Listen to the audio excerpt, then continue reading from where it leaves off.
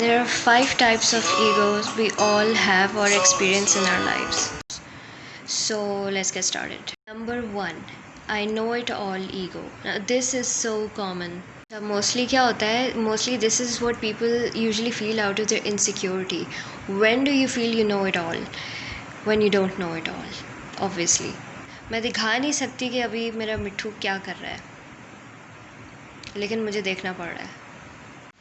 So mostly this is what people usually feel out of their insecurity. Their sense of failure compels them to find fault in others, hence feeling a sense of superiority. होता ये है कि जब आप insecure होते हैं ना किसी चीज़ को लेके, तो उसके बारे में आपको वैलिडेशन चाहिए होती है. अगर आपको पता है कि आप खूबसूरत नहीं है, मैं ऐसा कह नहीं रही कि कोई नहीं है, मगर अगर ऐसा if you think that you not pretty, आप बहुत ज़्यादा एक्स्ट्रा एफ़र्ट्स डालेंगे अपने आप को खूबसूरत लगने के लिए, ताकि कोई आपको कहीं से वैलिडेट कर दे. There are times when we this is the I think 10th time I am doing this, क्योंकि इससे पिछली 9 दफ़ा मुझे इंटरप्शन हुई थी मिट्ठू की वजह से. या So there are times when we experience this know-it-all ego, the times when we are either too lazy to make a difference, or when we feel threatened by others around us who intimidate us, and that is a disaster. In either case, this is toxic. You never know it all. No matter who you are, what you are, you just never know it all. Holier than thou ego. This type revolves around the first one. This is a feeling we get when someone tries to put us down by making us feel immoral or unimportant. People with little knowledge feel that they are holier than everyone else. They think कि वो इतने पाकीज़ा हैं और वो इतने perfect हैं कि सिवाय उनके हर कोई या तो जहन्नमी है, या तो हर कोई यूज़लेस है, या हर कोई बस उनके स्टैंडर्ड्स पे मैच नहीं कर पाता. ये सेकेंडली बात ये है कि this feeling generates from childhood.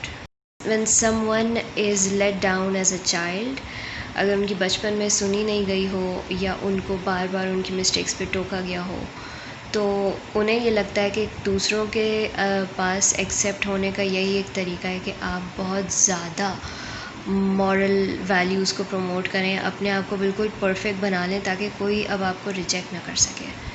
So this feeling has its roots in deep down inside the psychology of a person, of a child actually, who was neglected. Children, the sad part is these children, they grow up to be adults and they are so judgmental. They have an opinion about everyone, even if nobody cares about their opinions, but they still have an opinion about everyone and everything, which is usually negative, except for themselves and their family. हर चीज़ बुरी है और हर चीज़ में faults हैं, बस उनमें नहीं है. तो ये होता है holier than thou. This is nothing but deception. कोई भी परफेक्ट नहीं है इस दुनिया में. अगर कोई ऐसा पोर्ट्रे कर रहा है तो उसके अल्टीरियर मोटिव्स हैं. Mark my words. So number 3, what will the others think ego. ये इतना पॉइंटलेस है, और जितना ये पॉइंटलेस है ना, उतना ही ज़्यादा ये पॉपुलर है. और स्पेशली ये हर मतलब रेलेवेंट और इररेलेवेंट, आपकी लाइफ में किसी का होना या ना होना इतना इम्पोर्टेंट नहीं है, मगर उस आपके बारे में उसका अच्छा ओपिनियन होना बहुत इम्पोर्टेंट है. Does that even make sense? It doesn't, but this is what it is and it's annoying. First of all, people form opinions based on their mentality. इस बात से कोई फ़र्क नहीं पड़ता कि आप क्या कर रहे हैं क्या नहीं कर रहे हैं. लोगों का ओपिनियन उनकी मेंटालिटी के हिसाब से होगा, आपके एक्शंस के हिसाब से नहीं होगा. वो आपके एक्शंस के ऊपर उनका ओपिनियंस बनता भी है, तो there is nothing you can do to change it. So why do you have to worry about it? And one more thing, their opinions and views are not a reflection of reality, so leave it at that. And if you get stuck in this type of ego, you will never leave the downward spiral of pointless anxiety, stress and depression. ऐसा इसलिए क्योंकि आप हर किसी को हर time खुश नहीं रख सकते. It's impossible. हर किसी को ऑपोजिशन फेस करनी पड़ती है इस दुनिया में at some point or the other.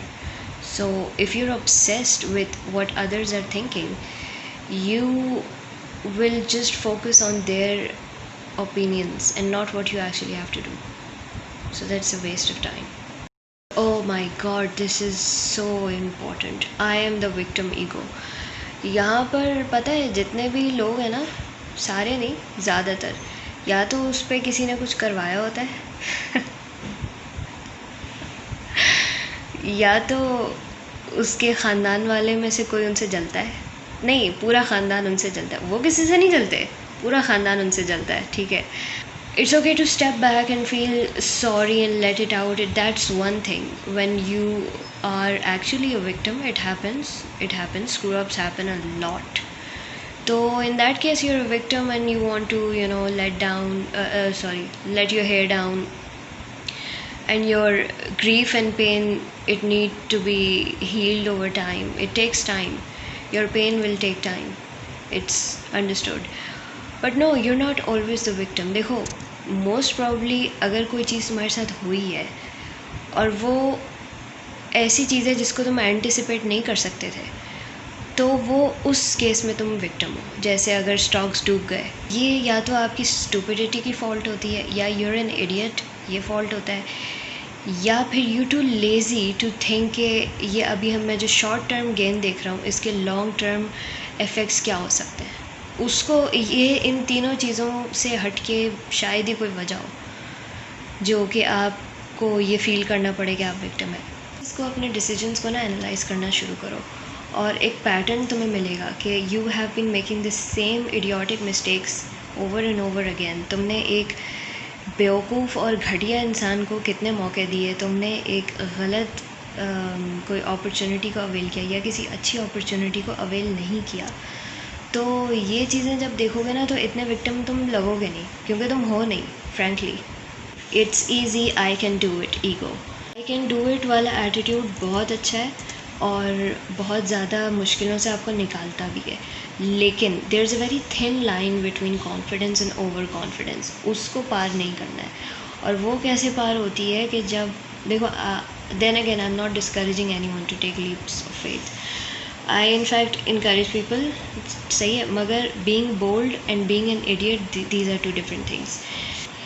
आपने कोई सब्जेक्ट देखा, उसकी बुक देखी, आपने कहा ये तो मैं कर लूँगी, ये मसला ही कोई नहीं है, यूर एन इडियट। नहीं, इसलिए नहीं क्योंकि आपको वो इजी लगा, इसलिए क्योंकि आप ये समझ रहे हैं कि आप कर लेंगे। देखो, इजी होना और आपका करना बहुत डिफरेंट है। बहुत से लोगों को अलजेब्रा इजी लगता है, मगर इसका मतलब ये नहीं है कि हर कोई वो कर सकता है। तो किसी चीज़ का इजी होना और किसी चीज़ को कर पाना, these are two different things. It is when you assume anything और something is easy, you just don't want to put any extra effort in doing that. You will think कि अरे यार, अब इसके लिए भी इतना मेहनत होगा क्या। That's all for today. I hope you liked it. Bye bye. See you.